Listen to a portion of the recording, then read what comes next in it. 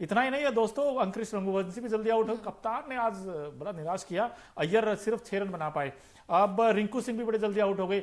लेकिन दो ऐसे खिलाड़ी, एक वेंकटेश अय्यर और एक मनीष पांडे, इन्होंने वैसे भी हमारे साथ पांडे हैं, आज तो बड़े खुश होंगे मनीष पांडे की बैटिंग देखकर। 42 बनाए 31 बॉल में, और इनको बड़ा मुश्किल चांस मिला। देखिए पहला ही मैच खेल रहे थे मुंबई के लिए आईपीएल 2024 का।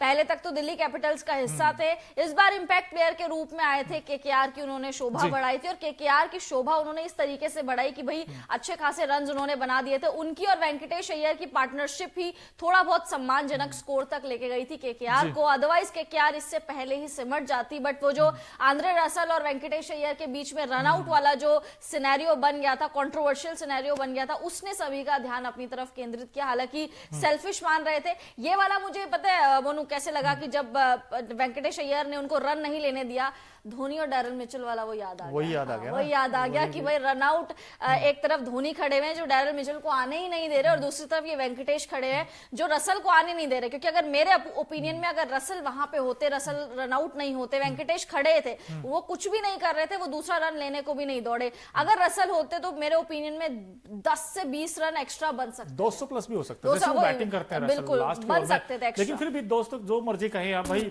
170 और इस वानखेड़े की पिच पर ये तो बनने चाहिए थे भाई। ये तो भी जस्टिफाई नहीं किया बैटिंग के साथ, खासकर मुंबई इंडियंस ने। अब मुंबई इंडियंस जब 170 का टारगेट चेज करने आई तो हमें लगा था कि यार बड़ा अच्छा क्रिकेट खेलेगी। ईशान किशन बड़े जल्दी आउट हो गए, और जिस तरीके स्टार्क ने गेंद डाला बड़ा कमाल गया था भाई। चौका छक्का आ चुका था, उसके बाद भी विकेट दे गया। देखिए ईशान फेल हुए, रोहित फेल हुए। हम देख रहे थे जब बल्लेबाजी, तो 71 पे इनके 6 विकेट जा चुके थे। 6 विकेट इनके 71 पे जा चुके थे, तो बहुत ही ज्यादा टर्निंग पॉइंट था। उसके बाद सूर्य भाऊ आए, सूर्य भाऊ ने भी कोशिश करी, अपनी थोड़ा सा संभालने की कोशिश करी, अर्धशतक इन्होंने लगाया। फाइनली इनका तो ऑड इवन वाला चलता है, वैसे भी इवेंट डेज में चलता है। लेकिन इनका क्या किया जाए, इनका तो ऑड इवन वाला भी नहीं है। रोहित तो बड़े जल्दी आउट हो गए, और जिसकी हम बात करें नुमान थिशरा, आज इनको बड़ा मौका मिला, उस अपॉर्चुनिटी को बड़े अच्छे से निभाया भाई। 4 ओवर में सिर्फ 42 रन जरूर पड़े, लेकिन 3 विकेट बड़े इंपॉर्टेंट निकाले। जो ऊपर के बैट्समैन है उनको आउट किया जिन्होंने। इनमें सबसे ज्यादा इफेक्टिव अगर मैं विकेट बोलूंगी तो वो फिल सॉल्ट का था, क्योंकि फिल सॉल्ट अगर चलते तो शायद बहुत बड़ा अच्छा खासा चलते, और जो स्कोर है वो काफी ज्यादा बड़े हो जाते। नमन धीर आज वैसे ये भी नमन नाम है, मन जीत नहीं पाए, सिर्फ गहराई बनाई इन्होंने। और ये हमें लगा था कि एक आउट होने के बाद आए थे, लगा था इनिंग को पेस करेंगे।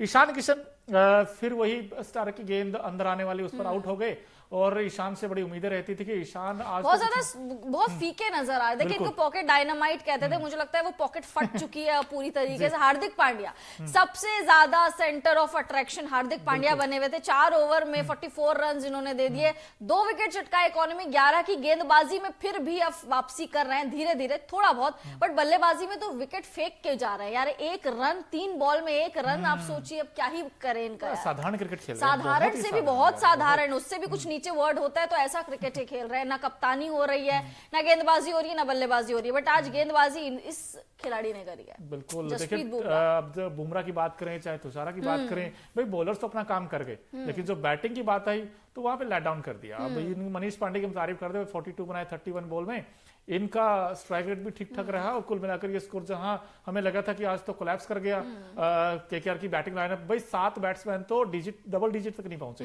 उसमें सिर्फ 3 ही बैट्समैन थे। एक अंकुरिश रघुवंशी जो यंग टैलेंट, सिर्फ 13 रन बनाए उन्होंने भी, लेकिन वो डबल डिजिट पार कर गए। रिंकू सिंह का मोनू ये हो गया, बहुत ज्यादा लो ऑन कॉन्फिडेंस हो गया जब से उनका नाम नहीं आया स्क्वाड में, मतलब रिजर्व के तौर पे नाम आया, बहुत ज्यादा लो ऑन कॉन्फिडेंस हो गए। और केकेआर उनको अब ऊपर मौका दे रही है। अब चिड़िया चुग गई खेत, ठीक है, आप 25 तक स्क्वाड में हेरफेर कर सकते हैं, बट इतना लेट मौका दे रही है। पिछले साल आपको याद होगा आंद्रे रसल से ऊपर बल्लेबाजी करने आते थे रिंकू सिंह, बट इस बार रसल के नीचे आ रहे हैं। जब आपके पास मौका भी है रिंकू सिंह को ऊपर भेजने का, तब भी आप रिंकू को ऊपर नहीं भेज रहे। आई थिंक वो खिलाड़ी का कॉन्फिडेंस जो है कहीं ना कहीं लो कर देते हैं, और वो उनकी बल्लेबाजी में दिख रहा है। क्योंकि मुझे याद है पिछले साल और इस साल भी शुरुआत में जैसा ये खेलते थे, अलग कॉन्फिडेंस नजर आता था। रिंकू सिंह जब भी आते थे तो बाउंड्री लगाते ही लगाते थे, या छक्का लगाते थे। अब वो कॉन्फिडेंस रिंकू सिंह में बिल्कुल भी नजर नहीं आ रहा है। वो सिचुएशन ऐसा डिमांड कर रही है या क्या, बट रिंकू सिंह को अपना कॉन्फिडेंस थोड़ा सा अप करना पड़ेगा। उसमें सभी लोग जिम्मेदार है, चाहे वो केकेआर हो चाहे वो कोई और हो। बिल्कुल। विजय कांत जी हमारे साथ जुड़े हैं, वो नमस्ते सर। आपको भी नमस्ते भाई। और भाई मैं आपसे पूछ लेता हूँ, वैसे मुंबई की इस हार का भाई गुनाहगार कौन है? क्या लगता है आपको? क्या बैटिंग ने ये मैच हरवाया है या फिर आपको लगता है जो लोअर मिडिल ऑर्डर है उनको ये मैच फिनिश करना चाहिए? खासकर हार्दिक पांड्या के ऊपर मेरा सवाल है कि उनको आज तो फिनिश करके आना चाहिए। आज अच्छा मौका था, बिल्कुल आज अच्छा मौका था। देखिए टर्निंग पॉइंट वहां से हो गया था, अगर जब सूर्या का विकेट गिरा वहां से लग रहा था अब थोड़ी चीजें डिफिकल्ट हो जाएंगी। उसके बाद टिम डेविड, हालांकि टिम डेविड ने पिछले साल भी मुंबई के लिए एक तरफा मैच जीते आज भी जैसे वो बैटिंग करेंगे फिनिश करेंगे बिल्कुल, बट मिचेल स्टार्क के कुछ और प्लान्स थे और मिचेल स्टार्क ने उनका एक विकेट ले लिया। श्रेयस अय्यर ने कैच पकड़ा और वो कैच के बाद वो सेटिस्फेक्शन नजर आ रहा था क्योंकि ये विकेट बहुत ज्यादा जरूरी था। उसके बाद जराल कॉडजे हो गया, पीयूष चावला, ये सारे गेंदबाज आ गए थे।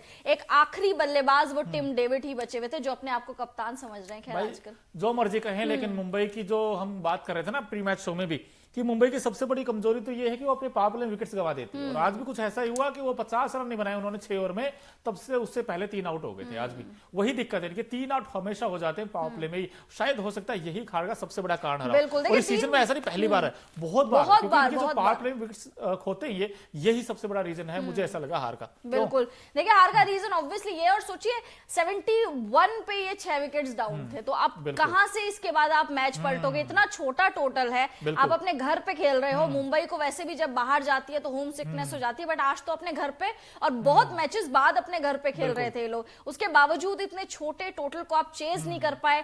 आपके फेवर में ही टॉस किया था, हम बोल रहे थे यहाँ पे चेज हो जाता है, आपके फेवर में टॉस किया था, टोटल भी इतना बड़ा नहीं था, बावजूद इसके आपके जो प्लेयर्स है वो विकेट्स फेंक के चले जा रहे हैं, चाहे वो ईशान हो, रोहित हो, हार्दिक हो, अब सूर्य कुमार यादव भी आज चल गए। मतलब अगर वो भी नहीं चलते तो बहुत जल्दी मैच खत्म हो जाता, बहुत जल्दी मैच खत्म हो जाता।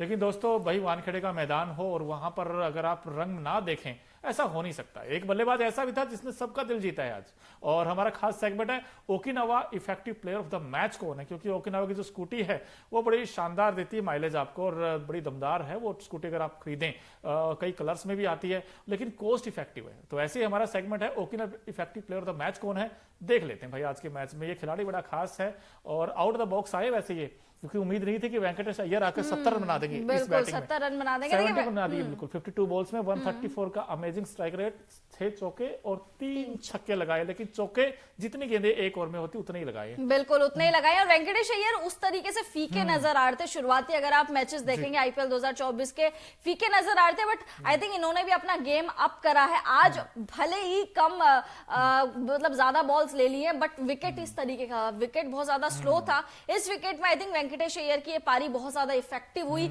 इन्हीं की बदौलत केकेआर थोड़ा सा सम्मानजनक स्कोर तक पहुंचा, अदरवाइज केकेआर बहुत पहले ही रन मतलब पूरा ऑल आउट हो जाता है। नहीं, नो डाउट यार, साहसी पारी है। जब आपके एक एंड से विकेट गिरते हैं और फिर आप अकेले रह जाते हैं, तो फिर उस तरीके से कैसे कंट्रोल करना है गेम को, भाई आज इन्होंने दिखा दिया। जिस तरीके की बैटिंग उन्होंने की है, बीच बीच में चौके भी लगाए इन्होंने, भाई 52 में 17 रन बना के दे दिए। ये जब 70 रन हट जाए तो फिर क्या स्कोर बचेगा? फिर क्या स्कोर, वही मैं बोल रही हूं, वाली बात है। आई थिंक इन्होंने बड़ी आउटस्टैंडिंग बैटिंग की है।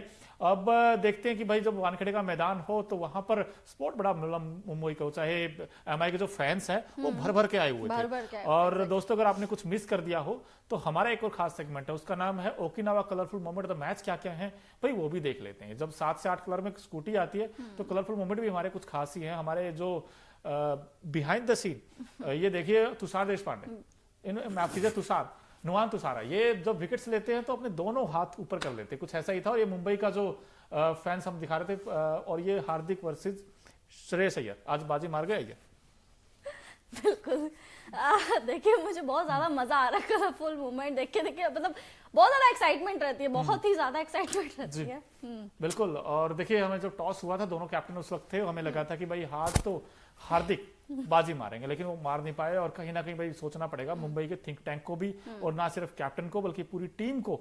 भाई ये जो टुकड़ों में परफॉर्मेंस आती है उससे तो काम चलेगा नहीं। हम हमेशा कहते हैं कि आज जब तक बैट्समैन रन नहीं बनाएंगे और गेंदबाज विकेट नहीं लेंगे तब तक आप मैच नहीं जीतेंगे। आज बट इनकी गेंदबाजी अच्छी हुई, ये एक अच्छी चीज है कि इनकी गेंदबाजी अच्छी हुई। आज बुमराह ने विकेट्स लिए हैं, आज नुआन तुषारा ने विकेट्स लिए, जिस पे आप इतना डिपेंड नहीं करते। देखिए तुषारा नो डाउट बहुत ही अच्छा विकेट टेकर है, साथ साथ बांग्लादेश जिसमें आपका याद होगा कि हैट्रिक लेके आए थे, इस वजह से उनको टीम में शामिल किया था। तो नुआन तुसारा अच्छा परफॉर्म करते हैं, बट इस तरीके से जब आज वो परफॉर्म करते हैं, जब टीम बहुत ज्यादा फंसी हुई रहती है उनकी और बुमराह की ही गेंदबाजी की बदौलत ये जो केकेआर की टीम है वो इतने कम टोटल तक रुक पाई, अदरवाइज बहुत ज्यादा मुश्किल हो जाता। साथ साथ पिच का भी आप बोल सकते हैं, क्योंकि पिच बहुत ज्यादा स्लो थी, बहुत स्लो विकेट था। आप इस तरीके का विकेट वानखेड़े से एक्सपेक्ट नहीं करते, क्योंकि जब पिछला मुकाबला